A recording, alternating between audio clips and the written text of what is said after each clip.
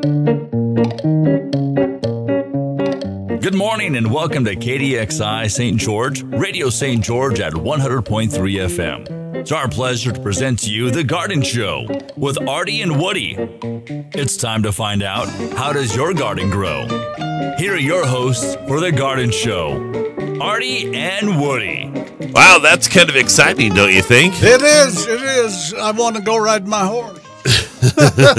Get along, old doggy.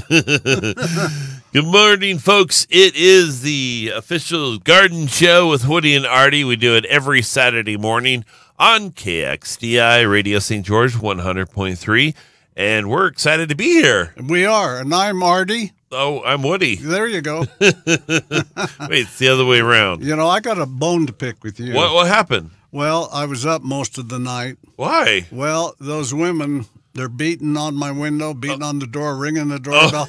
They all want Artie's autograph. All your fans, yeah, huh? Did you give them my address? I think I told them I lived at your place, so I can divert them over to you. And I said, you can have my autograph. They said, no, we want Artie's. I can't believe it. Well, I charge for mine. Yep. Yeah, I know. I had to beat them off. They kept me up all night. I think one of them was the lawn chair lady. She had the lawn chair with her. Oh, my neighbor next door, we call her the lawn chair lady because she sits out with her lawn chair and she watches you. Yeah, with binoculars. Yeah. And, she takes pictures and all that good stuff. So, I think she's going to put you in National Enquirer. I don't know what she's going to do. Yeah, or the gardening guide for Southern Utah, one or the other. Well, this is Radio St. George 100.3. We would love to have you interact with us if you choose to do so. You could call or text us. It's 435-879-4100. It's 435-879-4100.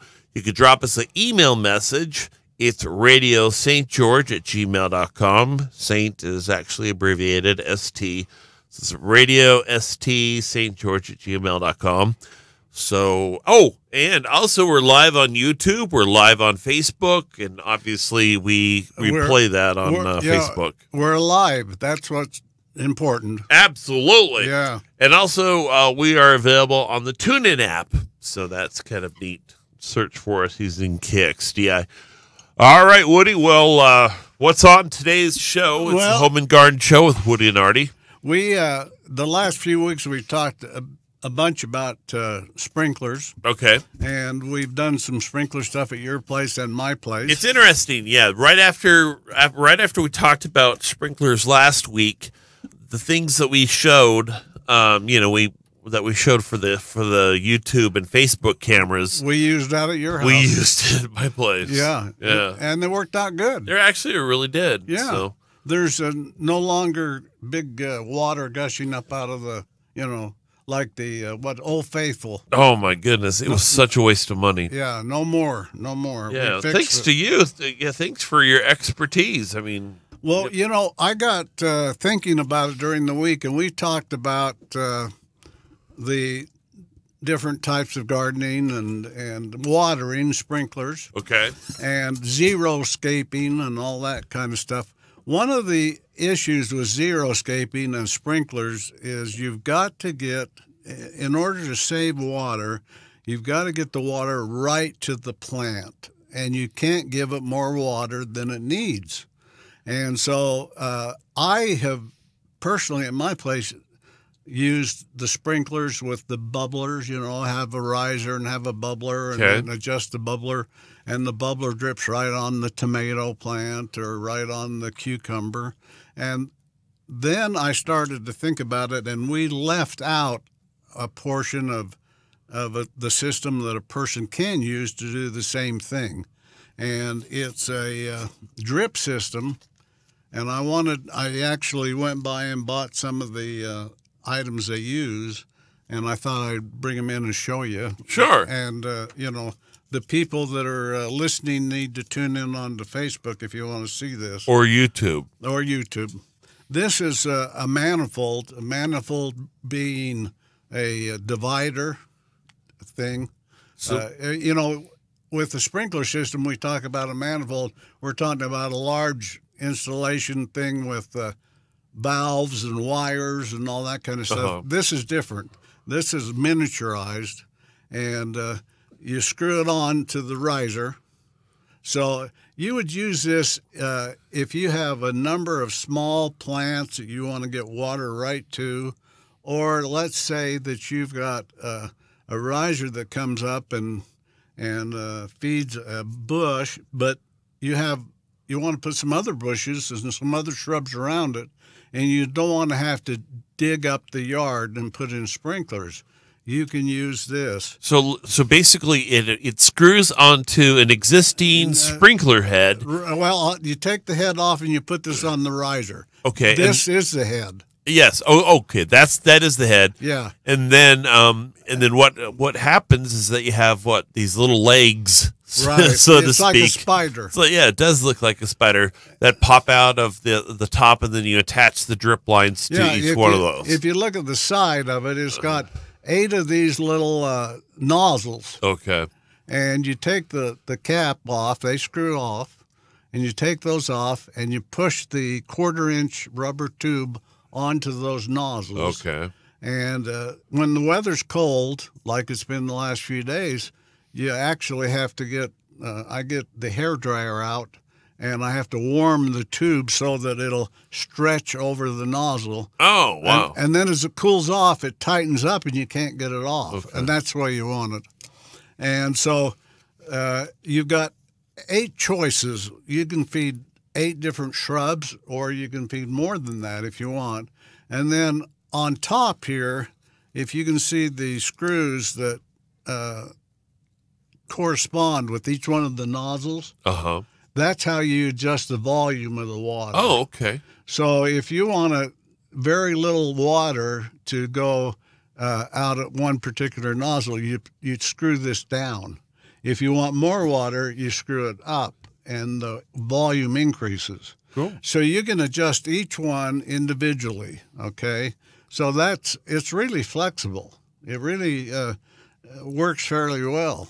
Then you can buy, this is a 100-foot roll of 1/4-inch tubing. The drip line The tubing. drip line, and you can buy that, and you take and put it on those nozzles, Uh-huh. and then roll it out, and you can dig a little trench and put some dirt over it, or if you have gravel, you can scrape the gravel aside and lay it down, then put the gravel over it. Or, if you don't care, you can just lay it in the garden. Yeah. It's not really obvious if you do that. It works quite fine just to lay it out. Or you could bury them inches deep and like my place and forget where you buried them. Buried them, yeah. Exactly. Yeah. Okay. And then if you have, let's say that you run out of one roll and you have to get another roll, they have little splices you can buy. Oh, okay. That you push the one end on one side and the other end on the other, and you just continue on. Oh, wonderful. And that'd be useful, too, if he had a break in the line. Right. You can repair it. And let's see, there's also little T's, and that would be, let's say you want to water 2 shrubs with one line.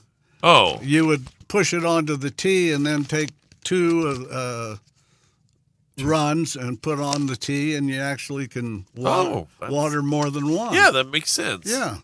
And so they're pretty flexible that way. And then the last little kind of fitting they have is a 90-degree L, and that would be if you were in a situation where you can't let the tube kind of have a radius, you need a sharp turn, you can use these 90-degree Oh, wow. So that's neat. And then you come to the place where you have the shrub, and you can put, this is one type of head that you can put on, and you push the tube onto the green side, and then you can adjust the flow by turning the little circle. Uh-huh. And so you can actually get right to the shrub and adjust the flow. These are rated for 2 gallons per hour. Now, 2 gallons of water, unless it's a really big shrub, is more water than it needs. So those are drip line heads? Yeah. Okay. Now, as an example, if you were doing tomato plants, and a tomato plant is, let's say 4 or 5 inches in diameter, and it's 5 or 6 inches deep, and you had this head, and it puts out 2 gallons per hour, you wouldn't want to run this more than about 7 or 8 minutes because it drips right on the tomato plant. And that's how you save the water, is by dripping it right on. Now, can you adjust those too? Yeah. Okay. They're adjustable. Awesome. And then the other type are these, and they have a little stake, not the type you eat, but the type you pound. They have a little stake, and then they have a fitting right here. You push the tube on, and they have, just like big sprinkler heads, they have 1/4-inch heads or 1/4-inch pattern, 1/2-inch or half patterns, and whole patterns. So what he's talking about is this little sprinkler head. I mean, it looks just like a little mini sprinkler head. The spike goes into the dirt. The dirt. And instead of dripping, this one sprays a little bit. Wow. So this is normally the ones I've used. This, if you put the pressure on this, you'll have a pattern that's about 1 foot in diameter. Wow. So if you have 3 or 4 little plants or some bedding plants that you want to water, this is a good way to do it. That is really neat. And then the other thing they have that is these little stakes. I don't know if you're going to be able to see them because I don't want to open the package, but you pound those in. Okay. And then the tube goes right down here into this slot. It pushes down, and this holds it. Okay. So if you want it to be in the garden and to kind of be at the back, maybe behind some other plants, and not to show, you can actually route it with these little stakes and push it in, and it'll stay there. Little tube holder things. Yeah, Okay. yeah. So those are the fittings and systems that you can use for that little 1/4-inch. The only other thing is they do have 1/4-inch pipe or tubes like this, and every foot it has a little hole in it. Oh, they really? Yeah, and so you would lay it down a garden of vegetables, and when it turns on, it just spurts out where there's a hole. It's like a soaker hose. Sure. And but they're actually built in the tube itself. I've found that they're really restrictive. They don't put very much water out at all. You would to really water a garden, you'd have to run those for an hour to an hour and a half. So not as effective. Yeah, and yet some people actually run them under the soil and then turn them on, and it waters underneath. And if that's the case, more power to you. But I would prefer this type of situation. Okay, so that's the lesson on sprinklers for today. And is that the show? Yeah, that's it. We're done. Oh, wait, I got to have my medicine. Hold on. It's Radio St. George, 100.3. We are talking about gardening tips, and also we have home improvement tips as well that we share once in a while. You can email us. It's radiostgeorge@gmail.com, or call us at 435-879-4100. We're on YouTube. We're on Facebook. And there you go. You know, we should have a cooking show. A cooking show? Oh, yeah, I would love to do politics. Cooking. No politics. No politics, but cooking. Okay. I would rather cook something or somebody than do politics. Yeah, we need to stay away from politics. Yeah. Okay, we're going to, the next few weeks, we're going to go through, in my Western Garden book, it has a section on gardening from start to finish. Uh-huh. And on our little preview that we have on the web, we said we were going to go through this. And I want to talk to you about it. Some of the subjects we've covered already earlier in the year, maybe so early that people weren't listening. And so we're going to kind of go through that. And if people have a question about a particular issue, they can call and we'll jump around and take care of their question. Oh, by the way, I had to go in this week and get a pain shot in my back. Oh, really? Yeah. And I was telling the girls at the pain clinic about our show. Oh, really? And they promised to listen to it. And I said if they listened, we'd give them a shout out. A shout out, huh? Yeah. They're these great ladies that, take care of you when you go in there. And it's amazing to me. I said, I've never seen so many pretty girls that stand in line and wait to see my backside so they can shoot it with a needle. Well, because you're famous. You're a local radio personality. Well, that's right. And they, so anyway, hello to the girls at the pain clinic, and I hope you're listening. And next time you'll maybe, give me a little more of that juice that makes it so you don't feel anything. Oh, no. That's funny. So that's the name of that deal. I'll be in trouble for saying that, probably. No. Okay, the first issue that we want to talk about with gardens, and there was two of the girls I was talking to, and the one, they have an existing garden, and they're getting ready to put in their tomatoes and so on. And the other gals had they were just putting in a new yard. Oh, really? And I said, well, you really need to listen to our show because especially if you're putting in them from scratch, we have a lot of good information and maybe we can help you so you don't make an error that you have to turn around and redo. Absolutely. So the first item that they take up is planning. And, I look back at the houses that I've purchased and the yards I've put in. I've had 4 different homes, and none of them had yards, and I put them all in. Oh, okay. And I hate to admit that a lot of them I didn't do a lot of planning.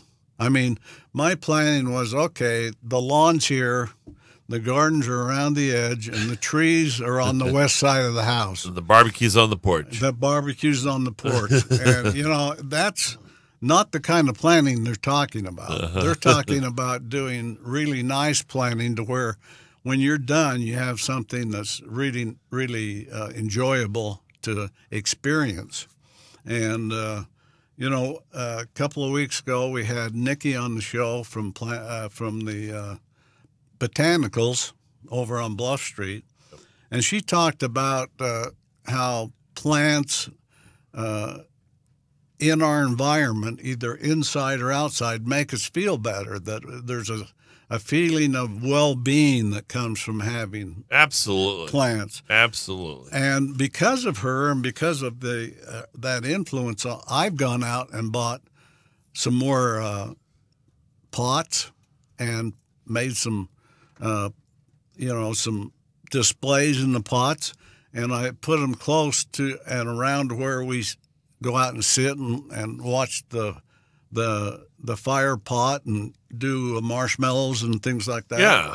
And made kind of a environment that's maybe a little more enjoyable because of the plants around it. More therapeutic, more peaceful. Yeah. So this particular section of the book talks about making a plan, but to do it so that your garden is enjoyable, that it has some native plants, that it has some plants with different textures of leaves and different colors of blooms, that you consider the plants that bloom in the spring, the plants that bloom in the summer, and the ones that bloom in the fall, and then even the deciduous trees that turn color in the fall. And in case you're wondering, the word deciduous means that it has seasons and that it drops its leaves. Oh. There are some shrubs in that aren't deciduous, that keep their leaves all year. And especially down here, because we don't get the severe winters they do up north. But up north, almost everything but the conifers, the pines, will drop their leaves. But that's what the word deciduous means. So that's a $90 word. and the definition is you drop your leaves. You know.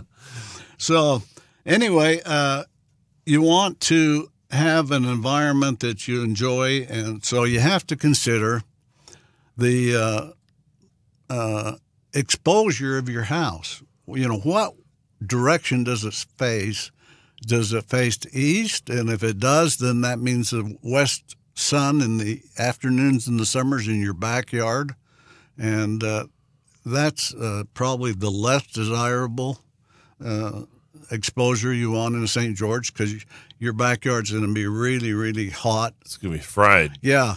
And if you have that situation, you're going to want to put up some shade trees and things like that. And I noticed at your house what he has over his tomato plants. He has, I think, shade cover. Yeah. I was going to say tarps, but no, they're not tarps. They're the shade material that you can buy at the different home centers. Well, and there are times in the summer, July and August, when the sun gets so bad that I have probably a 20, 25-foot piece that's stretched over the tomatoes that shades them a little bit in that hot summer. Yeah. And it actually looks decorative. It doesn't, Yeah. It doesn't look like the squirrels run back and forth on it. Do they really? Yeah, they use it as a road race thing, Or a slide. Yeah, a slide. Or a trampoline. A zip line. A squirrel zip line. So anyway, we want to plan the exposure, and so you're gonna do it a little different if your backyard's in the west sun or in the east, or the north or the south, and if your front of your house faces north, that means in the winter you're going to have the cold part of your house is going to be in the front. So, if you were in Salt Lake, I would say that you're going to have an icy driveway. That doesn't happen down here, but you do get the cold north wind in the front of your house. Absolutely. Yeah. Your house faces north. Yeah, there's a little section of grass that's affected by exactly what you're talking about. Yeah. So you walk out in the morning and you get that north wind hit you. Yeah. And if you walk out on your patio where it's facing south, it's warmer and it's pleasant and so on. So you have to take that into consideration. There's a lot of different issues involved there. And then the plants you choose, it makes a difference for them too. You can't put certain plants on the south side of your house here, especially if your house is light in color and reflects the heat, because it'll burn the plants right up in the afternoon in the summer. And also trees, like my tree that it'll sunburn. Oh my goodness! Yeah, I have this tree that Woody's Woody's referencing as far as the sun exposure is concerned. And I've got a problem right now with my eastern redbud. Do you know what those are? No. They're a beautiful tree, and it's a multiple trunk tree, so it has like 4 trunks that come up, and it's about 25 feet tall. Well, the trunk on the west side is sunburned. I painted it white with latex paint, but up above where I painted it, it got sunburned, and now I've got one trunk that's not coming out with leaves. Wow. It's actually... Is it dead? Well, I don't know if it's dead completely. I've been putting some treatment on it and trying to help it to come out. If it's dead, I've got to trim it off, and I hate to do that because it's going to completely unbalance the tree. And then it'll be like me. It'll be unbalanced. Well, we have 60 seconds until our first break. So we're talking about location first. we're talking about planning. Right. So location is all important. Is the most important thing. Where are you going to put your garden? Where the sun is going to affect the trees. Yeah, the first thing I do with location is figure out where to put trees. They're the biggest, and they're the ones that are going to be there forever. And then the other thing that I would think about, especially in St. George, is a little water feature of some sort. Uh-oh. Oh, you're fine. Okay, little water feature of some sort. And another subject that we're going to talk about is wildlife in the backyard. Wildlife? Yeah. Now, I'm not talking about a party where you get boozed up. I'm talking about squirrels and birds and things like that. We're going to talk about that. All right.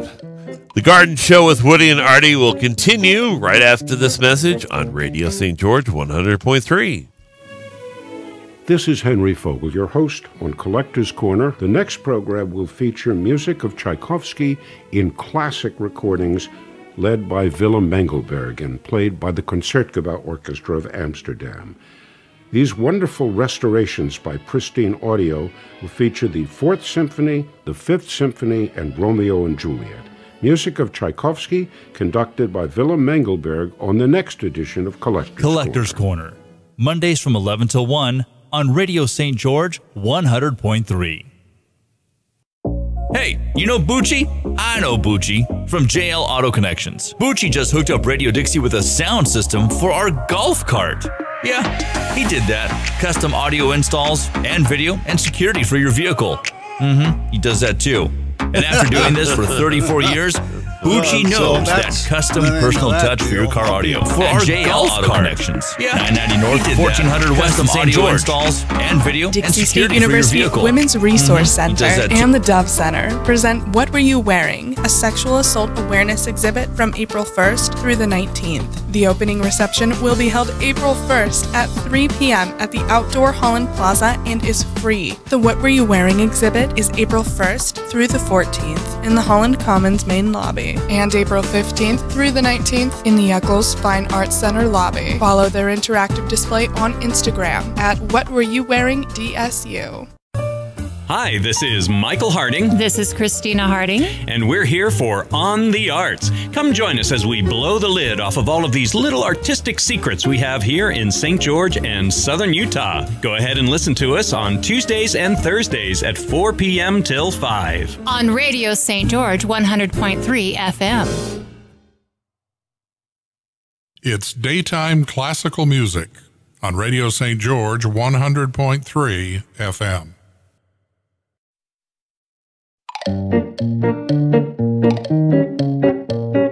We now return to The Garden Show with Artie and Woody. Wow, this is sounding like a real radio program. Isn't it something? Oh my gosh. I'm almost scared. It's so professional, I feel out of place. Well, you know what? I honestly am worried about who we're going to decide, to syndicate the show. We have Westwood One. They're a big syndicator. Yeah. NBC. We could be on the CBS radio network or the Good Morning America. Good Morning. Oh, you're thinking about branching into TV then? Oh, yeah. Is that what you're thinking? Sure, I think so. So we'll do some radio, but we'll also have a big TV show. Yeah, they'll have us on for interviews and wow. things. Yeah, I think and so. then we could do spin-offs. Yeah. Instead of talking about gardening and home improvement, we can be the host of the Emmys. I tell you how old I am. When you said spin-offs, I was thinking of Spin and Marty's with the Mouseketeer Club, but the Mickey Mouse Club. Wow. I have no idea what you're talking about. Yeah, I know. Just kidding. It's the Home and Garden Show with Woody and Artie on Radio St. George 100.3. You can jump on our Facebook page and say hi. That's what Nicole did. Nicole! It's great hearing from Nicole. Also, Barbara's listening to us. Sharon is listening to us. And I think Linda as well. So they could be from the pain clinic. You never know. Oh, that's true. Yeah. Okay. Or they could be some of those ones that were beating on my window last night. All your fans? No, they were your fans. Oh, no. Remember? Artie. We want Artie. You can call or text us your comments or questions. It's 435-879-4100. And we're on Facebook and we're on YouTube. And there you go. All right, so we're talking about planning, right, before the break? We're talking about planning, and we're talking about maybe a little water feature. But, water being what it is, if you do a water feature, you want to do something maybe small that has recirculation. A lot of the animals, they say that birds, particularly, my wife and I do a lot of bird watching, and we feed the birds. We have a big bird feeder. Oh. And we put bird seed out every day and sunflower seeds and that type of thing. And my cats love to bird watch as well. Yeah. They're good at that. They ought to come over to my place. We'd cook them and feed them to the birds. Oh, sorry. So anyway, you can put that stuff out, but actually water is harder for birds to find than food. Really? Yeah.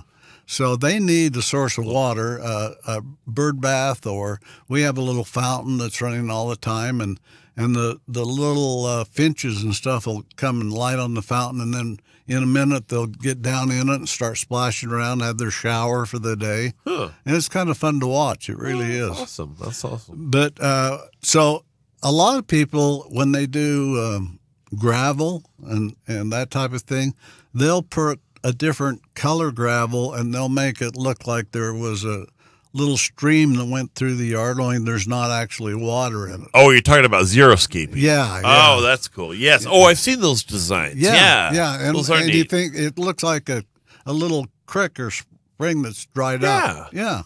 And so, but you need to plan that before you start, into doing it. And then I like to have a yard that's friendly for the animals. Now, there's some animals I don't like. Particularly, we have a lot of skunks around our place, and they come and dig everything up and eat things. And if you go out and shoo them away, they spray you and stuff like that. I don't like them. But I do love birds, the different birds that come in. We have some big trees, and we have robins that nest, and then they have the little babies that come and learn to fly, and we enjoy watching and all that. And we have some finches, and we have some different birds that are fun to watch. We have a lot of hummingbirds, so we put up the hummingbird feeders. It is interesting. A couple of shows ago, in the past, you mentioned if you put out more of a high-quality bird seed, you get a different type of bird. That's interesting. And that's fascinating. I didn't believe that, and my daughter said, "You bet." And yeah, she loaned me the money, and I bought the seed. And lo and behold, we had different songbirds in the backyard. Was it that expensive for seed? Well, you got the generic type that's 25 pounds for $6. Then you got the songbird type that's $12 for 25 pounds. Huh. So it's more than double. But anyway, yeah, you do get different ones. And I've been reading lately, if you want to attract Orioles, do you know what Orioles look like? Oh, they're delicious cookies. No. They have fudge. No, wrong kind of Orioles. Oh. These have wings. Oh, okay. Orioles with wings? Oh, the females are quite plain, of course, but the males, they are orange and black and yellow. They're beautiful birds. But the Orioles are really skittish. They don't like to come down with the other birds around, and they especially don't like to come down and eat when the humans are around. But to attract them, you take oranges and slice them in half and put an orange in the feeder, or put an orange up in the tree. Really? Yeah, and they love oranges. Huh. They'll come down and sit and work on that orange all day. Are you making this up? No, I'm not. I honestly read this. I'm just kidding.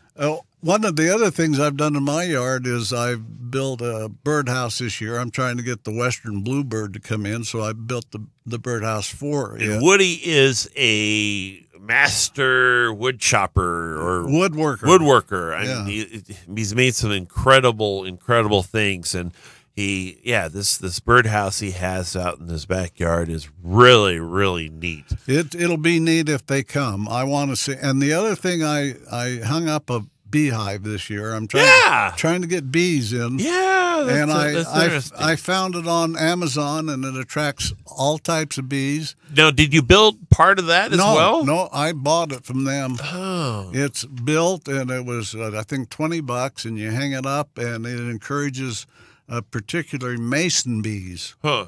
And mason bees are the little small bees. They're not a honeybee. They actually pollinate. I was going to say fertilize, but pollinate more flowers every day than honeybees do. And the honeybees are having a hard time with their colonies collapsing and diseases and things right now. Uh-huh. And it's a good thing to attract the mason bees, because if you have a garden, I don't want to explain the birds and bees to you, Artie. But if you have a garden and the bees aren't there and it doesn't get pollinated, you don't get any fruit, any vegetables, anything. Really? Yeah. Yeah, without bees, we'd be in trouble. So get some bees. it's good to have some bees. Right. And, yeah, okay. No, so you found that on Amazon. I wonder if the big box stores here in town have something I'm like not that. sure. I don't think I've ever seen them in the box stores, but it's possible. That's cool. No, I love the beehive. It's very, very, very cool. Yeah.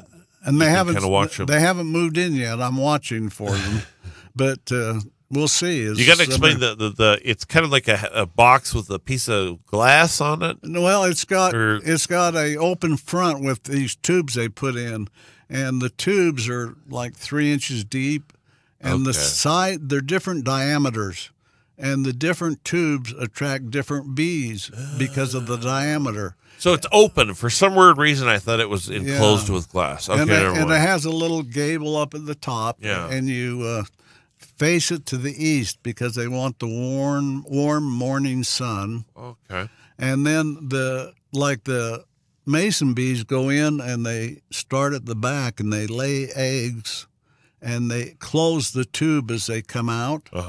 And then all of a sudden the tube will have some sort of material that they excrete it's plugged. Wow. And then when the life cycle goes whatever time it takes, the babies, I don't know what you call it, the baby bees eat their way out. They eat that material. It's food for them, and they hatch out. Huh. Interesting. And so we're going to watch those and so on. A nice feature for the backyard. Yeah. The other thing that is really popular right now, and I would encourage people to plan, is some sort of sitting arrangement where there's either a fire pit, or it doesn't really have to have a fire pit, but it can, or a table as a center, and then some chairs around it. I notice that in all the big box stores now, they sell furniture that's made to be outside. Yeah. And it's made to withstand the rain and the sun and all those kind of things. And if it gets, dirty and dusty, you just take the hose and spray it off. And then when your family comes over, or the neighbor, or the ladies that are looking for Artie for autograph, you just sit around and talk. It's wonderful, put some chips and dip out there on the table. Absolutely. Have to have chip and dip. Yeah, and some marshmallows, and yeah. So and there's lots of elaborate gazebos that they have. As well, and umbrellas and a lot of things. There's one of the things that was popular when I was a young person was the porch swings. Oh, you could go sit with your girlfriend and spoon, they used to call it. Absolutely. Yeah. We used to, we had another word for it, making out, but I don't think they do that anymore. But those are some things to think about. One of the other things they're doing now that Nikki talked about was the hanging displays. Oh yeah, that you can put out in your yard, and it's basically like a picture frame. And I don't know how to do it, but they have live plants growing in this frame, and it hangs vertically. And they have things like succulents and different ground covers, and then there's a water source on the back that helps it to stay healthy. So would you hang these on the fence or on your house? I would think your house, or build a frame and put maybe some cedar or something on it, and then put the picture frame on the cedar. Oh. At least that's what the book shows.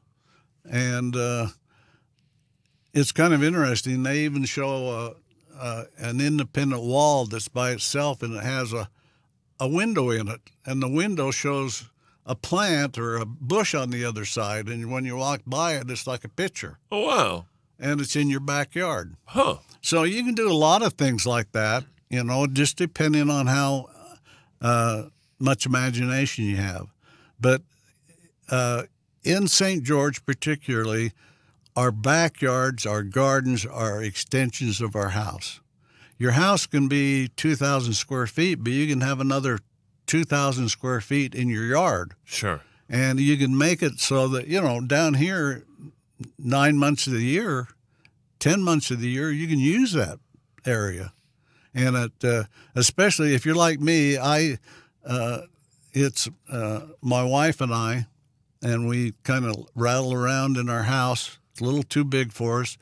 But then here comes the family from Salt Lake, and for a weekend or a week, it's too small.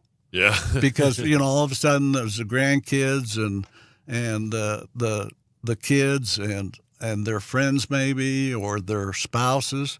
And all of a sudden you got 10, 12 people in your house.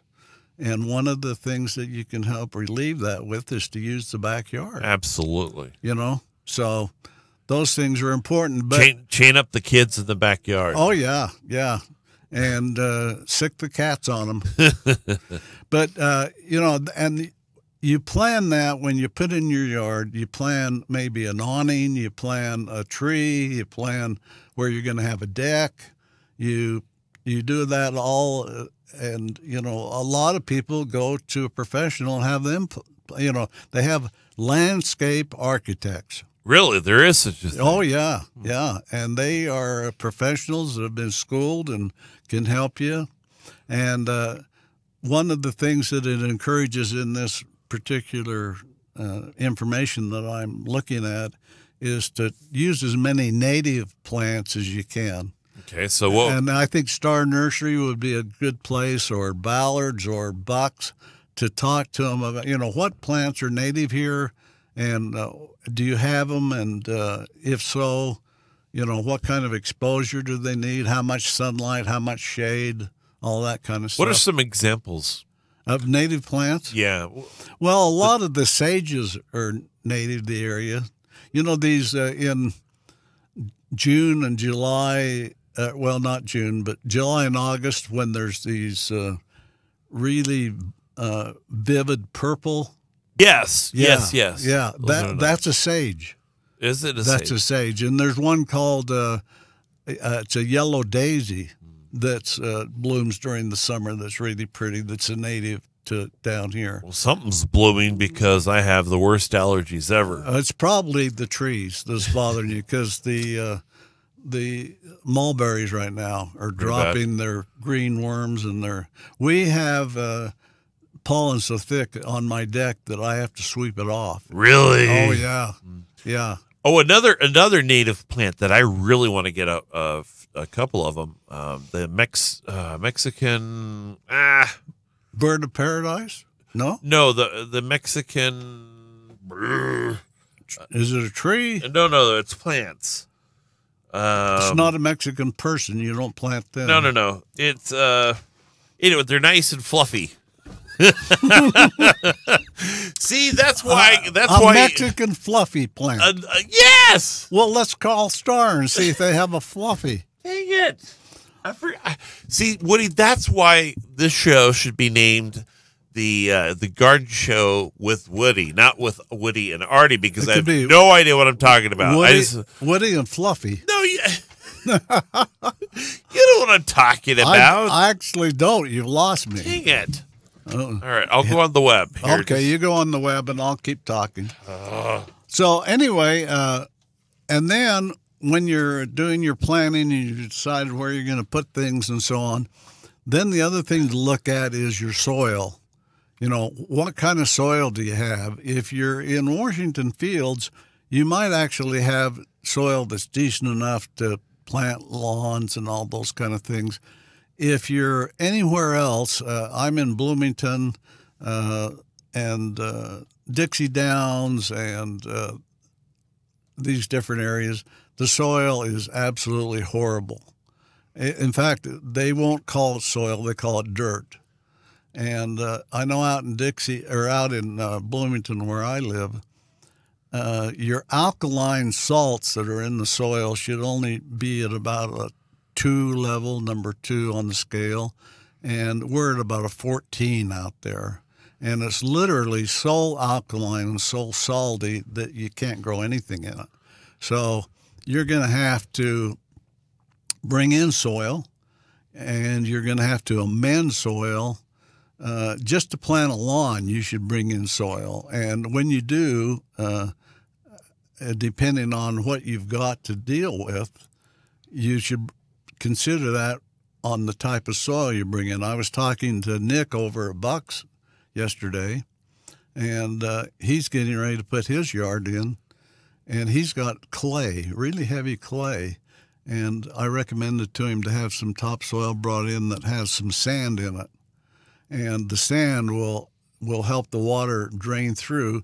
The clay is good if it's down 5 or 6 inches because it'll hold the water there and it won't evaporate. And you'll have a good, healthy lawn. But if your lawn is planted in the clay, that's really a bad situation because it'll be like Artie's yard, where the water stays on top and doesn't soak in and runs off. It's pretty bad. All right. So look at the internet. You have that's what I meant. Okay. By Mexican fluffy plants. Yeah, you're talking about the grass, the yes, ornamental grass. Sorry, folks. I have no idea what I'm talking about. Yeah. They have some of that over at Thunder Junction. And yes, I really like that. Yeah, it's not.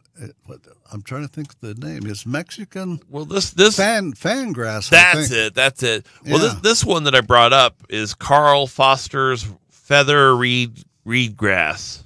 Yeah, there's a bunch of different ornamental grasses, and I know at Star particularly, they stock a lot of the different grasses. One of them that I really like, there's a purple grass that's really pretty, and another advantage to the grass is they stay that way through the winter. They don't drop. They don't die. Yeah. They stay that way. And then in the summer, or when the spring comes, I was reading about the ornamental grasses, and you're supposed to cut them down in the spring to where they're 2 or 3 inches tall and let them regrow. It actually stimulates their root system to do that. So... Well, that was kind of interesting. That was that's what I was talking about. Yeah, I apologize, folks. That's okay. So anyway, the type of soil you have in is, and that might be a big part of your investment, because to bring in to do a yard is not an inexpensive project. It isn't, and if you're going to have a decent lawn, let's say that you have clay. And you're going to want to make sure that clay, the grade of your lot is down 3 or 4 inches, so that you can bring in some sandy loam on top of it. And and that's going to cost you some money, because those 10-wheel dump trucks are $500 or $600 to have each one delivered. So sand and topsoil mixed. Yeah. Well, you want a topsoil, but you want about 20% sand in it when you have clay. How about manure? Well, manure's organic matter that you can mix with the soil, but you have to be careful with manure. It's a real hot fertilizer. It'll burn things. Now, do you usually put that in your garden or manure? Yeah. You can, but you want to be sure that you're doing it with established plants. Okay. And you want to be putting it on the soil and maybe mixing it in the top 2 or 3 inches. You don't want to put it into a plant that you're transplanting down by the roots. It'll kill it. It's just that that hot. Yeah. Okay.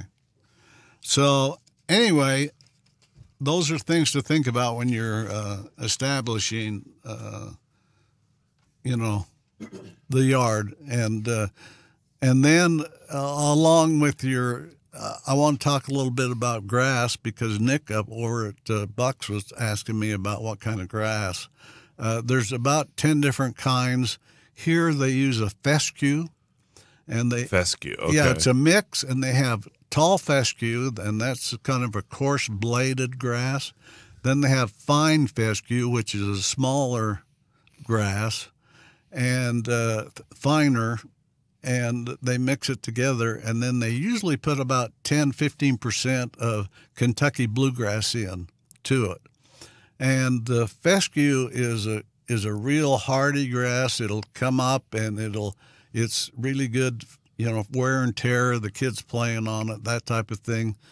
And then the Kentucky blue will be mixed in, but as time goes on, and it takes about 10 years, the Kentucky blue will actually take over the lawn, really, and crowd the fescue out. Is that more common here in this area? The Kentucky blue? Yeah. No, it's fescue. It is fescue. Okay. Yeah, and so one of the grasses that they have on sale, one of the seeds is rye, and rye is a real beautiful grass. It's real fine, and the color is lime green, so it's pretty. The problem with rye is, sometimes they sell it in mixes, and they'll have like 5% rye in it. Mm-hmm. But it's the first grass that comes up once you plant your lawn. Really? But the issue with rye is when it gets hot and sunny, it dies. So down in Phoenix, they'll have Bermuda grass in the summer, and then they take it out, and in the winter they'll put rye in, because down there the winter is their season. Yeah, and they'll grow rye and have a beautiful lawn in the winter, and then when the summer comes, the rye dies, and they put the Bermuda back in. So we have about 1 minute left of our award-winning show. Oh, okay. Well, can I make an application for an award? Well, hold on. Wait. We have 6 minutes. I don't know what I'm talking about. Hold on. We have 6 minutes. Never mind. Keep going. The equipment kind of gets to him sometimes. Yeah. Sorry. So today we've been talking about planting. Planting, and we've been talking about the type of soil you're going to put in. Now, you can go, if you have a doubt, you can go to the Extension Service, and they're over in the building on Tabernacle and 2nd East, and they have a kit, and you can take a sample of the soil, and they'll send it out to be analyzed, and it takes about 10 days, and they'll, cost maybe $10 or $15, and they'll send you back an analyzation of the type of soil you have and tell you what you need to put in it. Really? Yeah. And that's, pretty good service to do that. And there's an extension agent over there, and if you have questions about it, it may be possible. I don't know if it is, but it may be possible that he actually knows more about it than I do. So he's a great guy, and that's his job, is to help the farmers, and not just the farmers, but the homeowners in the county, and to work with them. There are plants and trees that we love if we're from Salt Lake area. I don't know if it is, but it may be possible that he actually knows more about it than I do. Love aspen. But you can't have them down here. It's too hot. The elevation's too low, and they just don't do well. So, you have to settle for a palm tree or a bird of paradise or, Now, talk about palm trees a little bit. I was thinking about putting a couple in, but everything that I put in, my yard, it dies. So when I moved down here, I was crazy to put palm trees in. I'd lived in Salt Lake, and I loved them. And the type that will survive down here that don't freeze when it gets 25 degrees are $1,000 a piece. Well, no, they're not $1,000 a piece, but they're not the really good-looking palms. Oh. The good-looking palms are the queen palms, and they freeze at about 34 degrees. Oh. So you're going to have, you're going to put a lot of money into a queen palm. They're the ones with the great big prongs that are 10, 12 feet long. And that's a lot of maintenance as well, too. Yeah, and they're beautiful. I love them, but, every winter you're going to be replacing them. Wow. You're paying $500 for a tree that's going to die. Now, how about cactus? Cactus, now that's different. They do well down here. Okay. Cactus and succulents do really well. You have to be careful where you put them. There's cactus. If you put it in an area at your house where it's in shade and there's a lot of moisture, it'll kill it. Really? Yeah, you want it where it's hot and dry. I've been buying some, I told you I've been buying some pots and putting some plants. Yeah. I've bought some succulents the last week, and I've been creating, I think I have 5 different pots with succulents in. Oh. But I love to go out and water. I'd love to water the plants, but the succulents, you can't water them every day. You water them once a week, a little bit. Oh, really? Yeah, the thing that kills succulents, and I hope everybody knows what I mean by that, the word, cactus type of jade plants and those kind of things, the thing that kills them is over care. Really? People that care too much. The people do well with succulents are people that don't even look at them but once a month. Don't care for them. Don't put fertilizer on them. Don't put moisture on them. Just let them be. They're just little animals that just lay there and talk to you when you're relaxing. It's great, I like to talk to my jade plant. You do? Yeah. Oh, wow. Yeah. Do they talk back? Sure they do. Well, guess what? That's our show. Oh, boy. Was that exciting or what? We just got started. We've got about 10 more sections to go through. Really? Yeah. All right. Well, let's keep going. I think so. Unless we get kicked off the air. Well, no. What is it? What's the word where they take us national and so on? Oh, syndicated. Yeah. Unless we get syndicated, why? We'll be here next week. All right, folks. Thanks for listening to the Home and Garden Show with Woody and Artie on Radio St. George 100.3. Woody, we got to thank Sean Denovan. He is the head honcho, the head cheese, the grand poopah. The grand poopah. We want to thank Sean Denovan and for letting us do this. Absolutely. He's a good guy. And in the meantime, if you want to head on over to our Facebook page or YouTube or whatever, or, email Radio St. George at gmail.com and drop us an email, that'd be great. And that does it. Also, watch for us out doing our little broadcast, too. Absolutely. We're everywhere. Yeah. Okay. You've been listening to The Garden Show. For audio and or video of this show, go to Facebook.